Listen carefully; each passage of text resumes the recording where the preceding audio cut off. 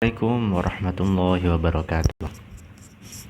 Perkenalkan sebelumnya, nama saya Muhammad Hikam Mukhbidin. Saya adalah mahasiswa jurusan Ilmu Al-Quran dan Tafsir pada Sekolah Tinggi Kuliatul Quran Al-Hikam Depok. Saya sekarang berdomisili di Pesantren Mahasiswa Al-Hikam Depok. Saya adalah mahasiswa yang masuk pada tahun 2019 dan akan lulus pada tahun insyaallah 2024 dikarenakan kuliah di Sekolah Tinggi Kuliatul Quran yaitu 5 tahun. Saya di sini akan menyampaikan tentang seluk-beluk program mengajar dari rumah yang digagas oleh Kemendikbud. Mengajar dari rumah. Latar belakang saya bergabung menjadi relawan mengajar dari rumah, yaitu yang pertama, saya adalah mahasiswa. Seperti yang kita tahu bersama, seorang mahasiswa adalah agent of change,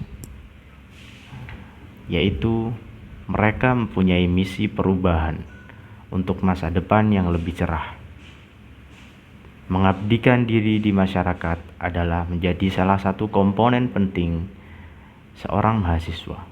Oleh karena itu, alasan yang pertama yang saya tunjukkan, yang saya utarakan di sini, yaitu saya adalah seorang mahasiswa yang peduli terhadap lingkungan sekitar, yang ingin menjadi seorang yang benar-benar mahasiswa.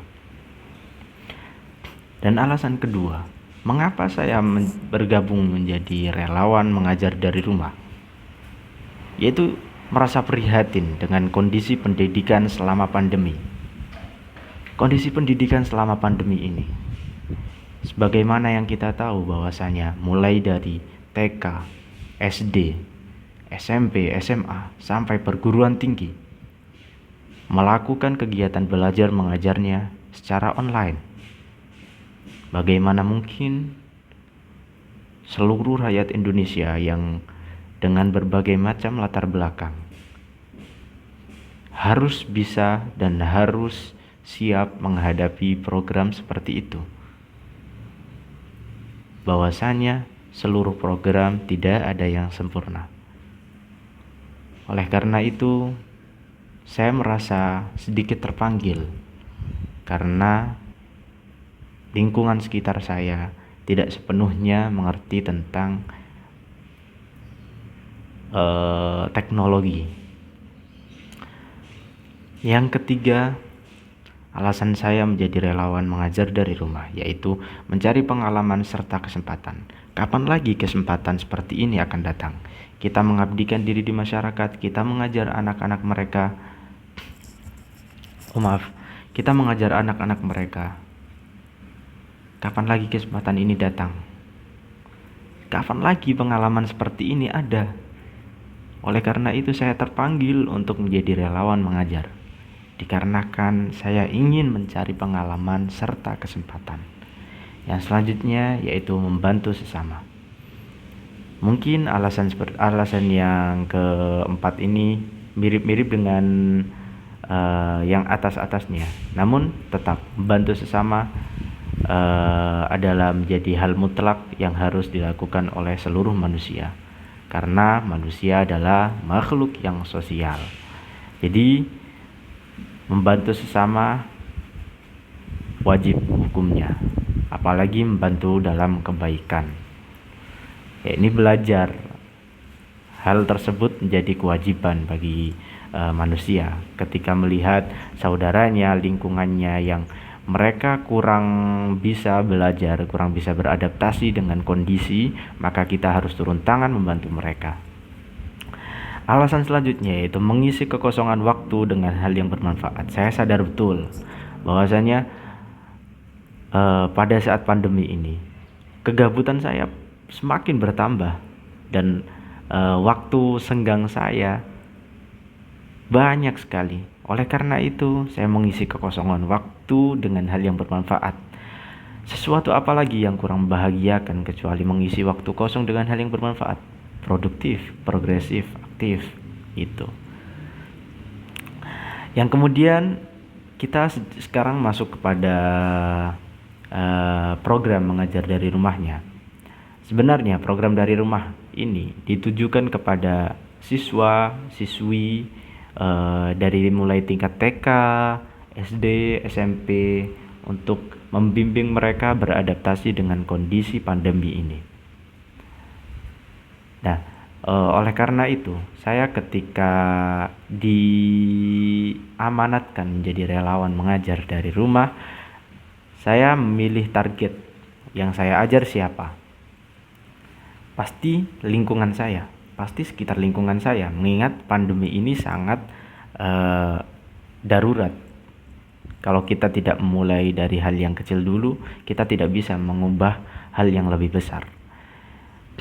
Jadi yang pertama sasaran saya yaitu murid SD atau MI di lingkungan sekitar pesantren Al-Hikam Depok. Jadi pesantren saya, sekeliling saya itu rumah warga. Sekeliling pesantren saya itu rumah warga.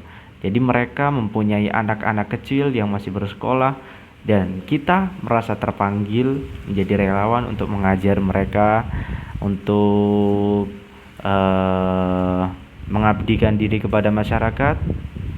Itu sesuatu hal yang menurut saya hebat, dan tidak semua orang mempunyai kesempatan ini. Oke, yang selanjutnya adalah materi yang saya ajar. Jadi mulai begini, saya diamanatkan oleh mentor saya ketika awal masuk menjadi relawan mengajar. Kamu amalkan ilmu yang kamu punya kepada anak-anak sekitar, anak-anak lingkunganmu. Apa saja yang penting mereka itu bertambah ilmunya. Mereka itu tidak hanya bermain-main pada saat pandemi ini. Mereka harus belajar juga, harus maksimal. Oleh karena itu, dengan background saya yaitu seseorang santri yang alhamdulillah dikaruniai hafal Al-Quran 30 juz, saya merasa terpanggil untuk menyebarluaskan bacaan Al-Quran ini dan mengedukasi teman-teman lingkungan saya untuk belajar mengaji, belajar tajwid, belajar akhlak. Nah, yang belajar akhlak ini mungkin Al-Quran dan tajwid secara umum sudah tidak perlu dijelaskan karena itu sudah gamblang menurut saya. Yang kemudian akhlak, saya selain mengajar Al-Quran dan tajwid, yang saya tekankan sekali lagi di sini adalah akhlak, yaitu memberi diantaranya dengan cara memberi sedikit motivasi dengan cerita-cerita penuh hikmah setelah mengaji. Biasanya saya kasih pencerahan ini, bagaimana yang kita tahu akhlak itu lebih tinggi dibandingkan ilmu. Akhlak yang harus didahulukan daripada ilmu. Makanya akhlak tetap penting di sini. Yang kedua, saya mengedukasi bahwasanya Islam itu ramah. Ya, kalau kita melihat fenomena di akhir-akhir ini, melihat Islam itu Islam itu keras, orang Islam itu begini-begini, pasti orang yang non-muslim memandang Islam seperti itu. Saya teringat kata-katanya seorang ulama. Orang non-muslim itu mereka tidak membaca Al-Quran dan hadis kalau mau melihat Islam. Mereka membaca diri kita. Oleh karena itu kita harus sesuai dengan Al-Quran dan hadis agar mereka melihat Islam itu dengan benar, gitu. Oke, selanjutnya yaitu metode pengajaran. Nah, ini menjadi sedikit kreatif dalam belajar. Sedikit cerita tentang lingkungan saya, bahwasanya lingkungan Kukusan Depok, Kukusan Beji Depok itu adalah lingkungan pandemi yang kategori merah sekali. Nah, oleh karena itu, saya hanya sesekali mungkin bertemu dengan murid-murid saya, nggak setiap hari, nggak setiap pengajar. Nah, oleh karena itu, saya pertama metode pengajaran menggunakan teknologi canggih, yaitu aplikasi standar yang menjadi core dalam metode pengajaran saya. Karena lingkungan sekitar dalam zona merah, yaitu saya menggunakan Zoom. Mengaji menggunakan Zoom dan mengajar menggunakan Zoom. Yang kedua, tatap muka. Sesekali murid harus bertatap muka dengan gurunya agar chemistry, agar koneksi tersebut terbentuk, agar ada rasa dalam belajar itu ada. Harus sekali tatap muka. Penanaman akhlak itu tidak bisa melalui teknologi, harus bertemu langsung. Yang selanjutnya yaitu konsultasi melalui WhatsApp. Saya banyak sekali ditanya-tanya mereka tanya mengenai hal-hal sehari-hari atau mengenai bacaan Al-Quran melalui WhatsApp. Jadi saya terbuka kepada murid-murid saya. Kapanpun mereka bertanya, insya Allah saya pasti jawab.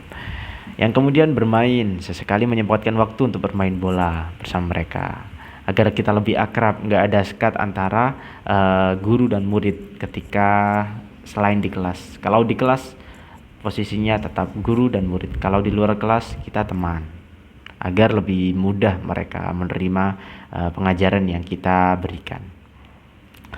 Nah, ini adalah tampilan. Sebenarnya bukan tampilan. Ini adalah dokumentasi bagaimana saya mengajar. Ini lewat Zoom. Jadi evaluasi yang saya dapat di sini ketika sebelum mengajar mereka, yaitu banyak sekali kesalahan saya dapatkan pada mereka. Mulai dari bacaan Al-Quran, tahsin, tajwid, maupun perilaku mereka banyak sekali yang kurang sesuai dengan ajaran Islam sendiri. Oleh karena itu, dan setelah alhamdulillah kurang lebih 3 bulan saya mengajar, sangat terlihat target-target saya awal untuk membenahi bacaan Al-Quran mereka, mengedukasi tentang tajwid, tentang perilaku sehari-hari. Alhamdulillah sudah tercapai, meskipun belum benar-benar maksimal, tapi sudah tercapai. Oke, selanjutnya yaitu yang terakhir, dokumentasi mengajar dari rumah. Nah, ini yang pojok kiri itu adalah ketika saya bertatap muka, saya tetap menggunakan masker. Yang kedua yaitu ada kegiatan doa bersama di situ sampingnya, dan ketiga yang di Zoom, ada lagi keempat, dan selanjutnya ini ada makan bersama juga. Dan kebanyakan di sini saya screenshotan Zoom, tapi itu bentuk pengajaran saya kepada mereka. Dan bagaimana respon orang tua mereka terhadap saya? Alhamdulillah sangat-sangat positif. Mereka sangat support. Tidak ada kata, udahlah jangan ajari anak saya. Tapi, ayo mas, kapan mengaji? Kapan mengaji lagi? Kapan mengaji lagi? Gitu. Jadi, saya juga ikut senang karena respon orang tua mereka sangat-sangat positif dan anak merasa sangat nyaman. Oke, yang terakhir yaitu terima kasih atas kesempatannya kepada Kemendikbud, kepada panitia yang menyelenggarakan program ini. Saya mengucapkan banyak-banyak terima kasih atas segala kesempatan dan waktunya. Semoga bisa bermanfaat seterusnya. Amin amin ya rabbal alamin. Demikian dari saya, Muhammad Ika Muhbitin. Assalamualaikum warahmatullahi wabarakatuh.